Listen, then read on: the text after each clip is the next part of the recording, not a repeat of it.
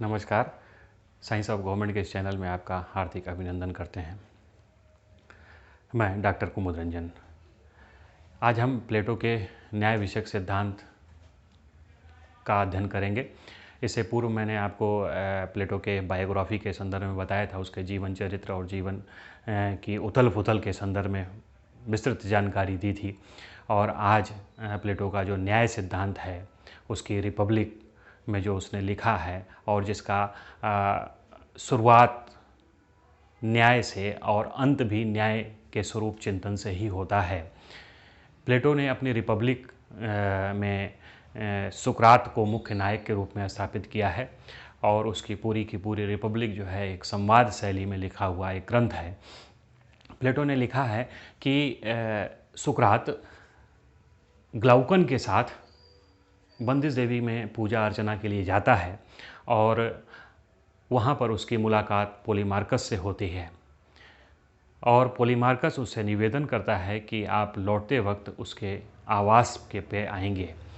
सुकरात उसके निवेदन को स्वीकार कर लेता है और ग्लाउकन के साथ उसके आवास पर जाता है।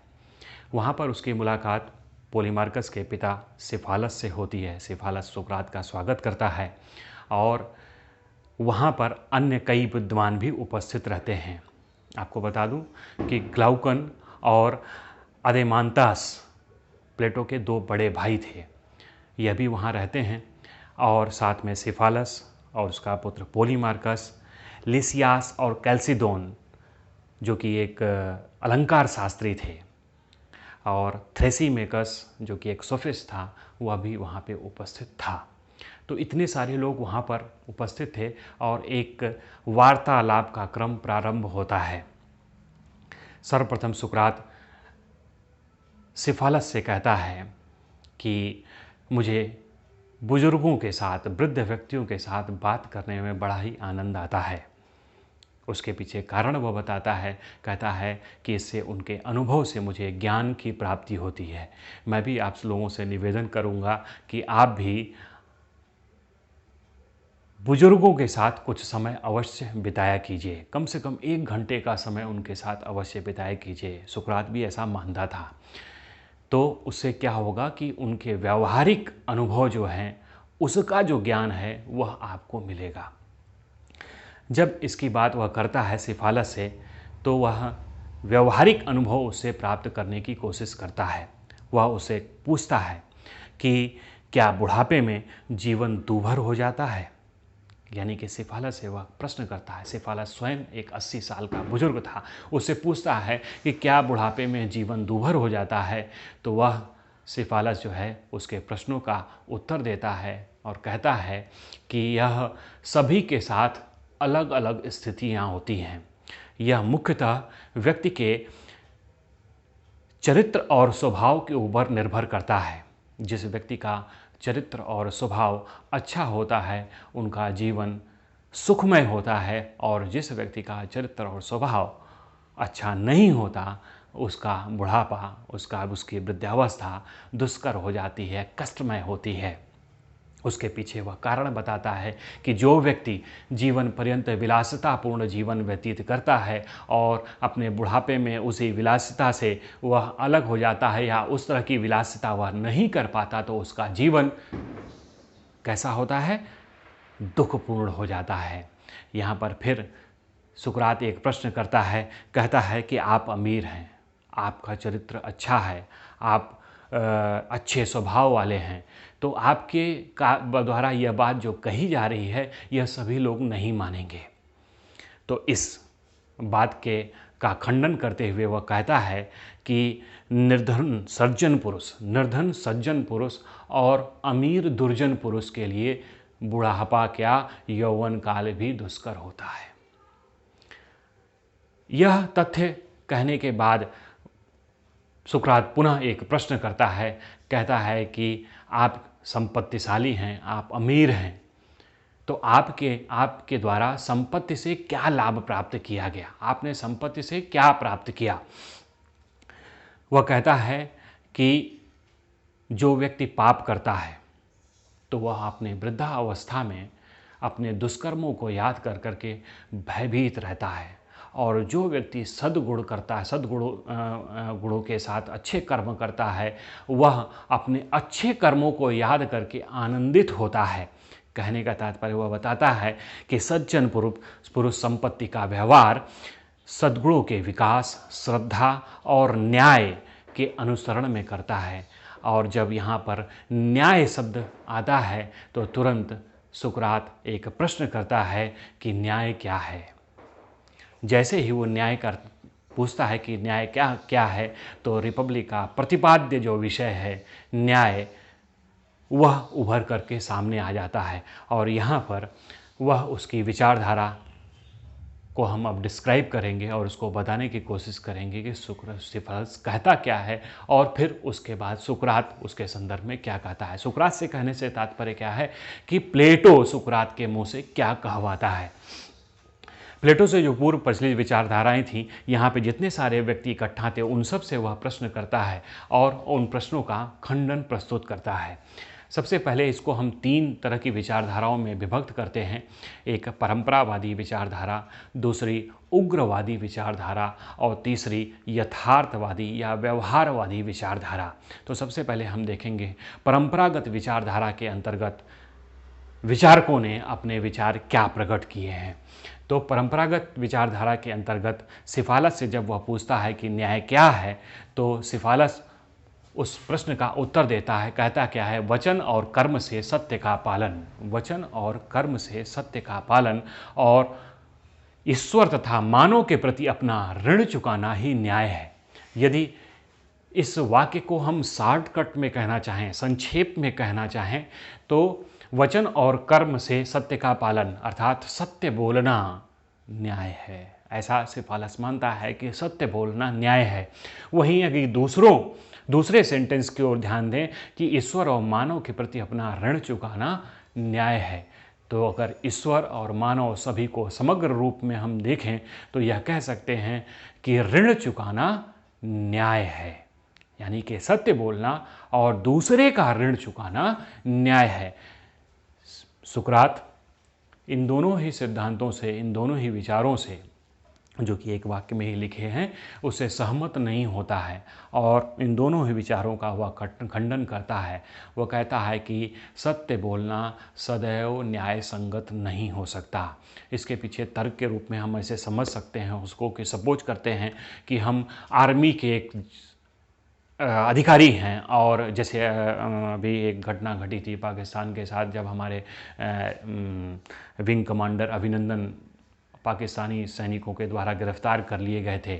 तो यदि उनके संदर्भ में देखा जाए तो क्या अभिनंदन को वहाँ पर जो सूचनाएं उनको ज्ञात थीं भारतीय सेना के संदर्भ में, भारत के संदर्भ में, क्या उनको बता देनी चाहिए, सत्य का उद्घाटन कर देना चाहिए? तो मेरा ऐसा मानना है, आप सबका भी ऐसा मानना होगा, ऐसा उनको नहीं करना चाहिए और उन्होंने ऐसा किया भी नहीं। तो यह यहाँ पर सत्य को छिपाना क्या हुआ? न्याय संगत हुआ। सत्य को छिपाना न्याय संगत हुआ। अगर सत्य को उद्घाटित कर दिया गया होता तो निश्चित रूप से यह देशद्रोह होता, जो कि सत्य न होता, अच्छा न होता, किसी भी राज्य के लिए उचित न होता।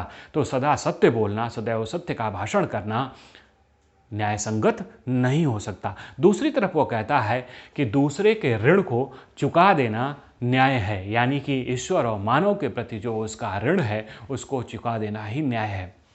क्या इस बात से आप सहमत होंगे कि एक व्यक्ति जो कि स्वस्थ चित्त वाला है और वह अपने दूसरे किसी स्वस्थ चित्त वाले व्यक्ति को एक चाकू कुछ समय के लिए उधार देता है, और जो स्वस्थ चित्त व्यक्ति वाला है, जो देने वाला है, चाकू देने वाला है, कुछ समय बाद वह विकृत अवस्था में पहुंच जाता है, उसका मस्तिष्क का संतुलन बिगड़ जाता है। उस अवस्था में क्या उस व्यक्ति को उसका ऋण जो उसने उधार के रूप में लिया हुआ है चाकू, उसको वापस कर देना चाहिए? मेरे ख्याल से आप भी इस विचार से सहमत नहीं होंगे, क्योंकि उसको वापस नहीं करना चाहिए। अगर यह दोनों चीज़ें यूनिवर्सल नहीं हो रही हैं तो दोनों ही को ही सिद्धांतों को सिफालस के वह कंडम कर देता है, काट देता है। अपने पिता के विचारों का समर्थन करते हुए पोलीमार्कस उसके प्रश्न का उत्तर देना प्रारंभ करता है।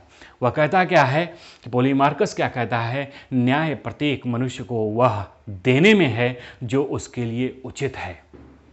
न्याय क्या कहता है, न्याय प्रत्येक मनुष्य को वह देने में है जो उसके लिए उचित क्या है। उचित क्या है? उचित शब्द को डिफाइन करते हैं कि व्हाट इज राइट। उचित क्या है? जब दोनों में थोड़ी बहस होती है और बहस के उपरांत निष्कर्ष के रूप में हम पहुंचते हैं तो क्या कहते हैं कि न्याय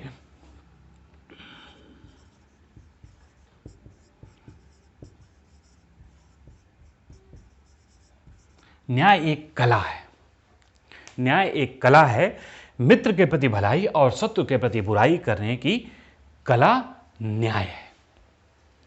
फिर यहां पे जब कला की बात आ जाती है, व्हाट इज आर्ट? कला क्या है? कला क्या है? अगर हम इस चीज को थोड़ा और शार्ट में देखने की कोशिश करें तो एक सेंटेंस में हम इसको यह कह सकते हैं कि न्याय एक कला है, और दूसरे सेंटेंस में यदि हम कहें कि मित्र के प्रति भलाई और शत्रु के प्रति बुराई करना ही न्याय है। यानी कि यहां पर पोलीमार्कस अपने पिता की बातों का समर्थन करते हुए तीन तरह की बातें करता है। पहला कहता है कि न्याय एक कला है, दूसरा कहता है कि मित्र के प्रति मित्रता का भाव रखना या मित्रता निभाना न्याय है, और तीसरी तरफ वो कहता है कि शत्रु के साथ शत्रुता का भाव रखना, शत्रु के साथ शत्रुता निभाना न्याय है। यानी कि तीन तरह की विचारधाराएं वह कहता है। तो पहली तरह की विचारधारा के संदर्भ में हमें देखेंगे न्याय एक कला है। यदि कला को वैयक्तिक परिप्रेक्ष्य में देखा जाए तो चिकित्सक का काम क्या होता है? वह अपनी कला के द्वारा एक रोगी व्यक्ति को स्वस्थ करता है। वह अपनी कला के द्वारा क्या स्वस्थ व्यक्ति को रोगी भी कर सकता है? यह दोनों चीजें हो सकती हैं। यदि वह अपनी कला का प्रयोग करके किसी रोगी व्यक्ति को स्वस्थ कर रहा है तो स्वस्थ व्यक्ति को रोगी भी बना सकता है। यानी कि वह अपनी कला का उपयोग किस रूप में कर रहा है? अपनी इच्छा के अनुसार कर रहा है। न्याय क्या है? आत्मा और नैतिकता का गुण है। उसको इच्छा के आधार पर हम नहीं रख सकते। यदि इच्छा आधारित हो गया न्याय तो विशुद्ध रूप से वो वैयक्तिक हो जाएगा, और वैयक्तिक के आधार पर इसको न्याय नहीं कहा जा सकता। दूसरी तरफ मित्र के प्रति भलाई और शत्रु के प्रति शत्रुता का भाव। मित्र के साथ मित्रता का भाव। Who is your friend? मित्र कौन है? मित्रता की परिभाषा क्या है? कहा जाता है कि मित्र के लिए या दोस्त के लिए, फ्रेंड के लिए जो है जान देना कोई बड़ी बात नहीं होती, लेकिन ऐसा मित्र खोजना जिसके लिए जान दी जा सके, मेरे ख्याल से दुनिया का सबसे दुष्कर कार्य होगा, सबसे कठिन कार्य होगा। यानी कि मित्र की पहचान करना। Who is your friend? मित्र कौन है? आजकल क्या हो रहा है दुनिया में? अधिकतम जो कुकर्म हो रहे हैं, दुष्कर्म हो रहे हैं, हत्याएं हो रही हैं, वह मित्रता के ढोंग करने वालों के द्वारा ही हो रही हैं, मित्रता की आड़ में ही हो रही हैं। तो मित्र की पहचान जिसकी नहीं हो पा रही है, उसके साथ मित्रवत व्यवहार कैसे संभव है? यह भी संभव नहीं है। यहां सुकरात इस वाक्य को भी कंडेम कर देता है, काट देता है। दूसरी तरफ शत्रु के साथ शत्रुता का व्यवहार।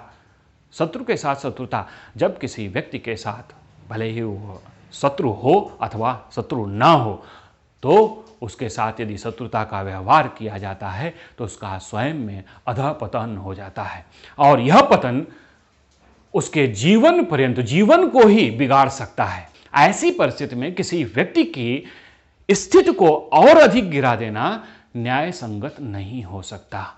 आई थिंक आप मेरी बातों से जो सुकरात ने कही हैं उसका समर्थन करेंगे। यहां पर इन दोनों ही विचारधाराओं का जब वह खंडन कर देता है तो अगली विचारधारा की तरफ बढ़ता है, जो कि वह डिस्कशन में आगे के लोगों से पूछता है। दूसरी तरह की विचारधारा में उग्रवादी अवधारणा आती है। इससे पहले जो परंपरागत विचारधारा का समर्थन सिफालस और पोलीमार्कस ने किया है, वह यूनान की परंपरागत नैतिकता के सिद्धांत का प्रतिपादन करती है, और वहीं थ्रेसिमेकस की जो अवधारणा है वह विशुद्ध रूप से 5वीं शताब्दी ईसा पूर्व की जो सोफिस्टों की विचारधारा थी वह नवीन क्रांतिकारी धारणा का प्रतिपादन करता है। यहाँ थ्रेसिमेकस ने दो तरह के सिद्धांतों का प्रतिपादन किया। वह पहले सिद्धांत के तहत कहता है शक्तिशाली का हित साधन ही न्याय है, और दूसरे सिद्धांत के तहत कहता है कि अन्याय न्याय से उत्तम है। शक्तिशाली का हित साधन ही न्याय है। इसमें एक चीज दिखाई देती है कि माइट इज राइट, शक्ति ही सत्य है की अवधारणा यहाँ प्रतिबिंबित होती है। शक्तिशाली का हित साधन ही न्याय है। यहाँ थ्रेसिमेकस कह रहा है शक्तिशाली के हित साधन से तात्पर्य है कि राजा जो करे वही न्याय है, अर्थात जिसकी लाठी उसकी भैंस। यहाँ पर अपने उदाहरण से वह समझाने का प्रयास करता है, कहता है कि राजा के द्वारा कानून का निर्माण किया जाता है और वह कानून वह राजा या शासक या सत्ता या सरकार के स्वार्थपूर्ण निर्णयों का परिणाम होता है और जो जनता जिसको मानने के लिए बाध्य होती है। दूसरे तरह के सिद्धांत में वो क्या कहता है कि अन्याय न्याय से उत्तम है। यहाँ पे उसके कहने का तात्पर्य है कि अन्याय न्याय से श्रेष्ठ है। इसको वह विभिन्न तरह के उदाहरणों से समझाने का प्रयास करता है। उन कुछ एग्जाम्पल मैं आपके समक्ष रखता हूँ। वो कहता है कि सपोज करते हैं कि दो व्यक्ति हैं, वह साझा व्यापार करते हैं, एक न्यायी है और दूसरा अन्यायी, या यूँ कह सकते हैं एक ईमानदार है और दूसरा बेईमान है। यदि साझा व्यापार करने वाले दो व्यक्ति, एक ईमानदार और दूसरा बेईमान है, तो निश्चित रूप से जो बेईमान होगा वह अधिक कमाई करेगा, अधिक लाभ प्राप्त करेगा अपेक्षाकृत ईमानदार व्यक्ति के। ऐसा होता भी आया और हो भी रहा है। दूसरी तरफ यदि हम उसी में देखें कि टैक्स की बात करें, राज्य को दिया जाने वाले टैक्स की बात करें, दो व्यक्तियों की संपत्ति समान है और इस संपत्ति की समानता में एक व्यक्ति ईमानदारी से टैक्स अदा करता है और दूसरा व्यक्ति टैक्स की चोरी करता है, तो सुखी कौन होगा? न्याय यहां पर अन्याय क्या हो रहा है? बेहतर सिद्ध हो रहा है जीवन के दृष्टिकोण से थ्रेसिमेकस के अनुसार। और तीसरी तरफ देखते हैं यदि वह बात करता है सरकारी पदों की, कि जो व्यक्ति सरकारी पदों पर को प्राप्त कर लेता है, सरकारी पदों पर आरूढ़ हो जाता है, वह व्यक्ति उसमें से एक ईमानदार है और दूसरा बेईमान है, या एक न्यायी है और दूसरा अन्यायी है। तो न्यायी व्यक्ति क्या करता है? अपने इष्ट मित्रों को भी नाराज कर देता है, क्योंकि वह ईमानदारी से काम करता है और किसी दूसरे ढंग से उनकी मदद करना नहीं चाहता।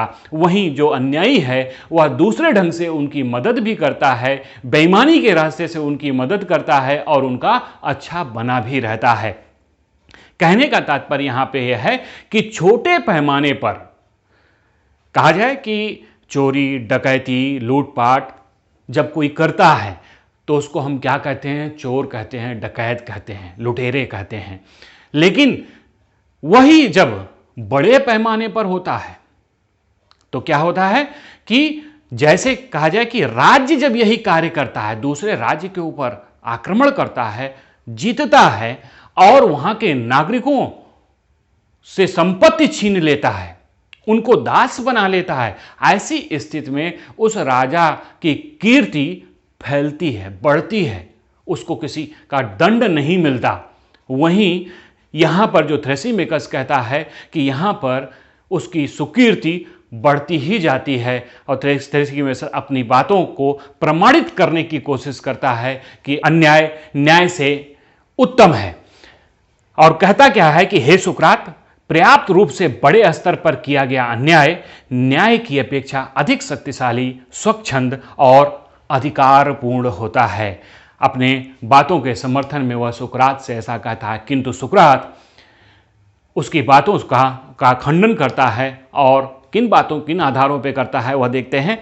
वह कहता क्या है कि शासन करना एक कला है और सब कलाओं का लक्ष्य स्वार्थ सिद्धि नहीं होता, बल्कि होता क्या है कि वह वस्तुओं के दोषों को दूर करना होता है। जैसे डॉक्टर रोगी का रोग का निवारण करता है, रोग के दोष को जो है खत्म करता है, रोगी के दोष को खत्म करता है। अध्यापक क्या करता है? विद्यार्थी के अंदर स्थापित जो अंधकार है उसमें रोशनी प्रदान करता है, उसको विद्वान बनाता है, उसको बुद्धिमान बनाता है। यहां तक कहा जाए कि इन दोनों ही रोगी, विद्यार्थी, इनके दोषों को दूर करना का कार्य एक चिकित्सक और एक अध्यापक करता है। यहां पर उसमें उनका स्वार्थ सिद्धि नहीं होती। वहीं दूसरे तरफ की बात जब करते हैं तो वह क्या कहता है कि अन्याय विभाजन, घृणा और झगड़ा उत्पन्न करता है और वहीं न्याय मित्रता और एकता को पैदा करता है। प्रत्येक वस्तु का अपना एक कार्य होता है। जैसे आंख का एक धर्म है, आंख का धर्म है देखना, कान का धर्म है सुनना, और आग का धर्म क्या है? दाहकत्व, यानी कि जलाना। जल का धर्म है शीतलता। उसी प्रकार कहा जाए तो न्याय का अपना कार्य होता है। क्या कार्य होता है? धर्म द्वारा जीवन को श्रेष्ठ जीवन पर ले जाना। आत्मा अगर धर्म और न्याय से रहित हो जाए तो जीवन उत्तम नहीं बन सकता। अतः न्यायी आत्मा ही सुखी होगी। आत्मा का धर्म न्याय है और लक्ष्य उसका आनंद। अब देखते हैं तीसरी अवधारणा का यथार्थवादी अवधारणा, या इसको व्यवहारवादी अवधारणा भी कहा जाता है। इसका समर्थन ग्लॉकन ने किया है। ग्लॉकन ने कहा है इस संबंध में, उसने क्या कहा? न्याय निर्बलों की आवश्यकता है। न्याय निर्बलों की आवश्यकता का सर्वप्रथम जो विचार प्रस्तुत किया था वह था कैलिक्लीस, और उसकी विचारधारा का समर्थन ग्लॉकन ने किया है। दूसरी तरफ वह कहता है न्याय भय पर आश्रित है, और दूसरा समझौते का परिणाम है। न्याय भय पर आश्रित है, इसको कई विद्वान यह भी लिखते हैं कि ग्लॉकन ने कहा है कि न्याय भय का शिशु है। अपनी बातों के समर्थन में ग्लॉकन क्या कहता है? वह कहता है कि प्रारंभ में मनुष्य जो है प्राकृतिक अवस्था में रहा करता था, और उस प्राकृतिक अवस्था में न तो राज्य था, न ही सरकार थी, न ही कोई कानून था। ऐसी अवस्था में जो व्यक्ति शक्तिशाली होते थे, उस समाज में जो व्यक्ति शक्तिशाली होते थे, वे क्या करते थे? निर्बलों के ऊपर अन्याय करते थे। तो जो निर्बल हुआ करते थे वे अन्याय जिस अनुपात में सहते थे, उस अनुपात में शक्तिशालियों के ऊपर अन्याय नहीं कर पाते थे। तो इस स्थिति से बड़ी शोचनीय स्थिति थी, यह बड़ी ही विकृत स्थिति। इस तरह की जो प्राकृतिक अवस्था की बात की है, समझौतावादी विचारक हाब्स ने भी इस तरह के बात बताई है बाद में। तो यहाँ पर जो शक्तिशालियों के द्वारा अन्याय किया जाता था निर्बलों के ऊपर, तो निर्बलों ने मिलकर के एक समझौता किया, और उस समझौते के तहत उन्होंने कहा कि हम न अन्याय करेंगे और न ही अन्याय सहेंगे। और इस अन्याय सहने और अन्याय करने का परिणाम क्या होता है कि वे कहते हैं कि आचरण का एक मानदंड स्थापित किया जाएगा, या यूँ कहें कि एक न्याय की संहिता बना दी जाएगी जिसके आधार पर लोग उसका पालन करेंगे, या यूँ कह सकते हैं उसको कि कानून की एक संहिता बन जाएगी, तो व्यक्ति उसी के अनुसार आचरण करना प्रारंभ कर देगा। तो यहाँ पर जो तथ्य निकल करके आता है कि न्याय कैसे उत्पन्न हो रहा है? भय के कारण उत्पन्न हो रहा है, और यह निर्बलों की आवश्यकता हो रही है। और तीसरी चीज यहाँ पे क्या आ रही है कि यह एक समझौते से उत्पन्न हो रहा है। यहाँ पर सुकरात, या यूँ कहें प्लेटो, इस बात को नहीं मानता है। वह कहता क्या है कि न्याय कोई बाह्य वस्तु नहीं है, और जहाँ तक समझौते की बात की जाए तो समझौते का कोई ऐतिहासिक प्रमाण नहीं है। न्याय क्या है? न्याय आंतरिक आत्मा का गुण है, वह कोई बाह्य वस्तु नहीं है। आंतरिक आत्मा यानी कि कहा जाए कि मनुष्य की प्रकृति से वह जुड़ा हुआ है, और मनुष्य की प्रकृति को समझना न्याय को समझने के लिए अति आवश्यक है। यह प्रकृति इतनी सूक्ष्म है, इतनी बारीक है, उसको ऐसे समझ सकते हैं जैसा कि सुकरात कहता है कि जैसे कि दो पुस्तक है, एक पुस्तक बड़े ही मोटे मोटे अक्षरों में लिखी गई है और दूसरी पुस्तक जो है बड़े ही सूक्ष्म अक्षरों में लिखी गई है। तो किसको पढ़ना आसान होगा? मोटी वाली पुस्तक को पढ़ना आसान होगा। जब हम मोटी वाली पुस्तक को पढ़ लेंगे या मोटे अक्षरों वाली पुस्तक को जब पढ़ेंगे तो सूक्ष्म पुस्तक को उसको समझने में हमें आसानी होगी। इसका एग्जाम्पल वह कहता है कि व्यक्ति के अंदर आंतरिक गुण को, आंतरिक प्रकृति को उसके समझने के लिए उसी तरह से हमें राज्य को समझना पहले आवश्यक होगा।